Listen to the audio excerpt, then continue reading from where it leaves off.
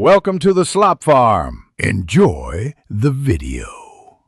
Start by examining the edge protector and the surface. You need to know material and exact damage so you can choose glue or fasteners. You measure twice, mark once.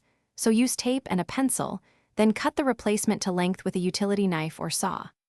Clean the area with solvent and sand any high spots so adhesive bonds.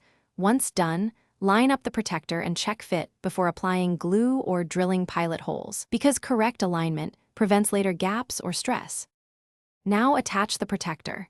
If using adhesive, apply a continuous bead and spread it thin to avoid squeeze-out. If using screws, drill 1/8 pilot holes and pick fasteners that match material thickness. Press the protector into place and clamp or weight it to maintain contact. Make sure to check alignment as adhesive sets so it doesn't shift. Once secure, seal seams with caulk or closed-cell foam tape to block moisture and give a neat transition. This prevents peeling. Finish by trimming any overhang and sanding edges for a smooth look, then paint or apply the matching finish so the protector blends with the surface. If you see gaps later, push in a backer rod and recaulk or reapply adhesive to problem spots. This fixes movement or shrinkage. Make sure to let adhesives or caulks fully cure. Once cured, test stability and retighten screws if needed.